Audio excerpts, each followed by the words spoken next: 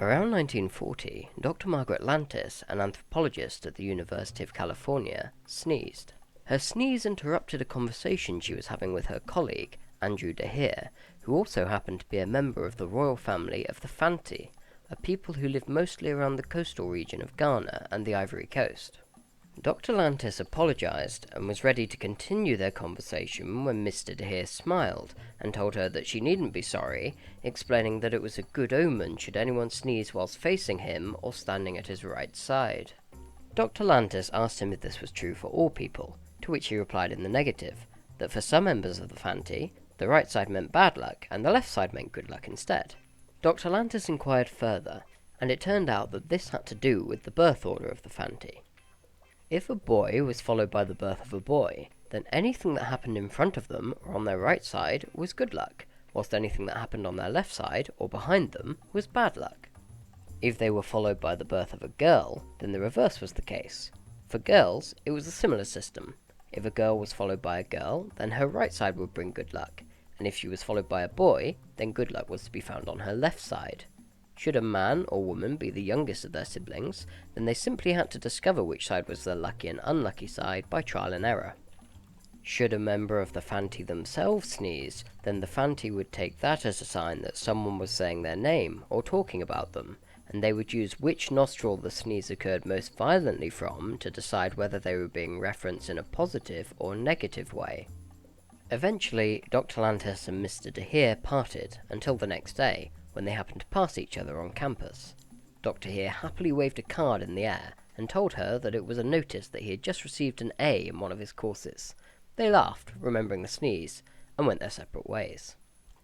The Fanti are far from the only people throughout history to attach significance to sneezing, and this is hardly surprising. As the British historian Sir William Reginald Halliday wrote in 1913, "It is per se a startling phenomenon to find the body, which in normal action is the instrument of the owner's will and intention, behaving in a way independent of his desire or volition. Simply because it is involuntary, the twitching of the eyelid or the tingling of the ear must be miraculous, and primitive man finds a significance in everything which attracts his notice, particularly in cases where there is no obvious cause." In other words, in the past, when it wasn't understood why people sneezed, the fact that it seemed to happen involuntarily would inevitably result in historical cultures ascribing it their own meaning and significance. And this they did. The following passage is taken from Book 17 of Homer's Odyssey, which was written at some point in the 8th century BCE. While the words were yet on her lips, Telemachus sneezed so vehemently that the house resounded. Penelope laughed. Then she hastily repeated to Eumaeus, "Now, call the stranger instantly. Did you not hear how my son sealed all I said with that sneeze? It spells no half measures for the suitors, but utter death and doom for every individual man." In other words, Penelope's son Telemachus's sneeze was an omen that all she had said would come true. Even as far back as the 8th century BC, over 2,700 years ago, sneezing was thought of by some ancient Greeks as an omen, although not always a good one, and there is some suggestion that whether sneezing was a good or bad omen to the ancient Greeks had something to do with what side of a person the sneeze came from. For example, one story about Diogenes the Cynic relates that a very superstitious man addressed him thus, "With one blow I will break your head." "And I," said Diogenes, "will make you tremble by a sneeze from the left." Similarly, during Plutarch's discussion of Socrates' daimonion, a special sense Socrates claimed to have had that supposedly ensured he prevented himself from doing something wrong or harmful to himself, one of the participants in the discussion states, "I have it from one of the Megarian school that Socrates' daimonium was a sneeze, his own and others. Thus, when another sneezed at his right, whether behind or in front, he proceeded to act, but if at his left, he desisted, while of his own sneezes, the one that occurred when he was on the point of acting confirmed him in what he had set out to do, whereas the one occurring after he had already begun checked and prevented his movement. But what astonishes me is that, supposing he relied on sneezes, he did not speak to his friends of being prompted or deterred by these, but by a daimonion. It's important that I point out here that not everyone saw the sneezing superstition as anything more than a superstition.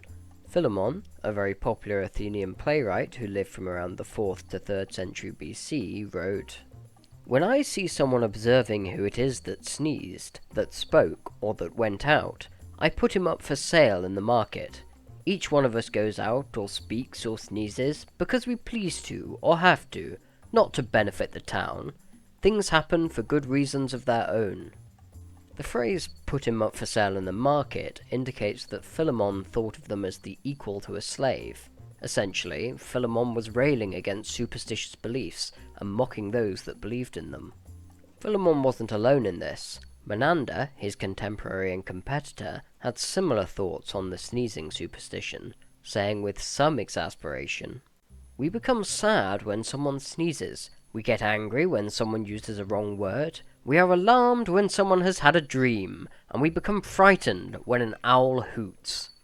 Both of these passages suggest that, whilst the sneezing superstition was obviously well believed in ancient Greece, it wasn't accepted by everyone, just like not everyone today ensures that they don't step under a ladder or on cracks in the pavement. Regardless of this, connotations between sneezing and omens clearly did exist amongst the ancient Greeks and the Fanti people, and it wasn't just them either. In ancient Rome, the poet Catullus, writing in the 1st century AD, has two lovers make a mutual declaration of love followed by two sneezes, which are noted as a double sign of divine approval, and writing not long after this, Pliny the Elder said, "Witness the warnings drawn from lightning, the forecasts made by oracles, the prophecies of augurs, and even inconsiderable trifles counted as omens, a sneeze or a stumble." However, Cicero made it clear that he believed the sneezing superstition to be preposterous, writing, "If we are going to accept chance utterances of this kind as omens, we had better look out when we stumble, or break a shoestring, or sneeze." Another set of people who were particularly cynical about the sneezing superstition were the followers of the Abrahamic religions. There is evidence of rabbis frowning on the sneezing superstition from very early on, as it was seen as a form of pagan superstition and a type of divination which the rabbis were clear could be granted only by God via the divinely inspired words of the Torah. Christian authorities were no different in their approach to sneezing. St. Ambrose announced that those who believe in sneezings had damnation in store for them, and St. Augustine also censured a form of belief in sneezing. Even later, in 743 AD, the practice of viewing sneezing as an omen was condemned by a church council in Belgium. The fact that the Christian authorities had to condemn beliefs about sneezing so many times suggests a lack of success at quashing the belief. And it is not just in those places that the sneezing superstition existed. Evidence for it has been found from ancient Israel, medieval Spain, medieval England, and various modern American states, including North Carolina, the southern third of Illinois, known as Little Egypt, and Louisiana, to name just a few of the places throughout history where the superstition existed.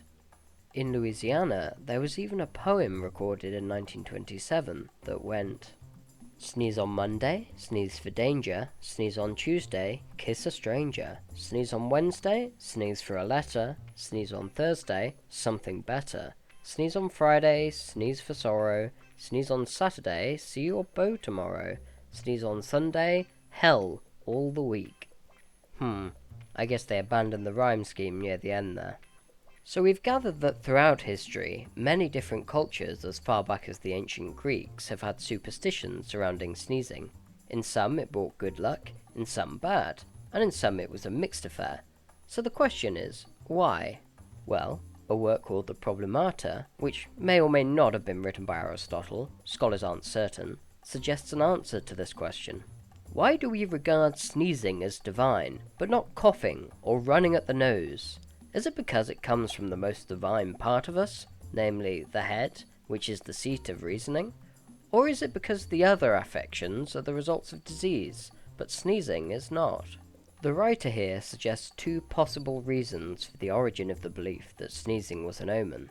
The first was that the head, as the seat of reason, was seen as divine in itself by the ancient Greeks. However, Coughing was not treated the same way, despite also being from the head. That brings us to the second suggestion. Sneezing was not always associated with disease in ancient Greece, like coughing was. Instead, Hippocrates mentions that sneezing was seen as a sign of good health or recovery, as sternutations, another word for sneezes, was sometimes recommended by physicians, and if they could be brought about, was seen as a sign that the patient would get better. And it is possible that the idea of sneezing as a sign of recovery from disease evolved into a wider belief that sneezing was a good omen more generally. Perhaps then, a mixture of the two reasons given by the writer of the Problemata can better explain the origins of the sneezing superstition.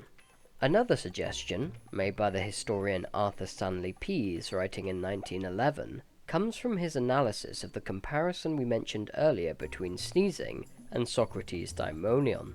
Pease suggests that, although Socrates' daimonion was not a sneeze, the suggestion that it was may indicate some form of ancient belief that sneezing was somehow connected with a demon. He uses the Zulu explanation of sneezing as the entry of a helpful ancestral spirit through the nostrils on its way to the breast as further support for the idea that the sneezing superstition may have originated from a belief that a demon could best communicate with its host by causing them to sneeze. So, perhaps this is where the origin of the sneezing superstition is really to be found. However, being that the connection of sneezing with omens first appears as an already developed belief in Homer's Odyssey 2,700 years ago, the ancient origins of the superstition are heavily cloaked in time, and we may never know for sure.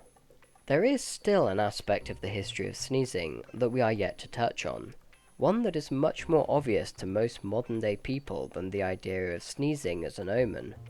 Why is it that we say, "bless you"? There are many stories that attempt to explain the origin of the phrase. One example has Pope Gregory I commanding, in the middle of a plague epidemic in the 6th century, that anyone who sneezes is to be immediately blessed, with the reason being given that sneezing was the first sign of the plague. This story is unlikely to be the origin of the phrase, not least because the custom of remarking some form of pious address to a sneezing person predates the 6th century AD by a considerable period of time, but the practice is also incredibly widespread.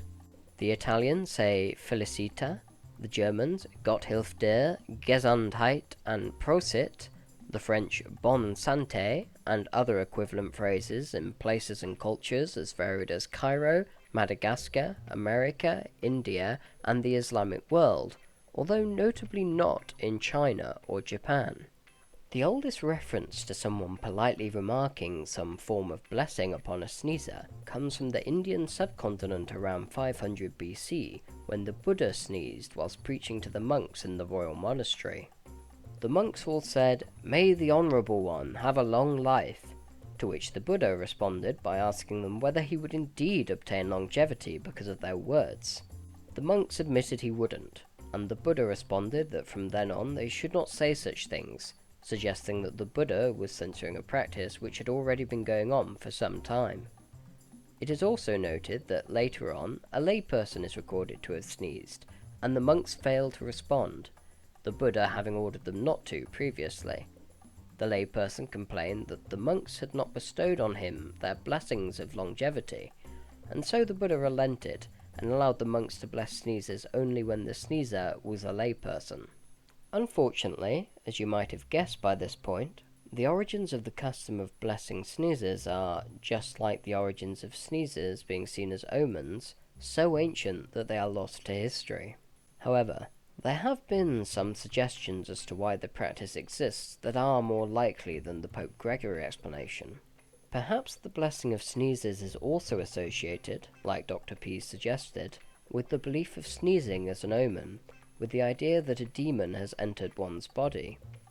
In a variant of the blessing of a sneezer, when a Zulu person sneezes, they will say, "I am now blessed."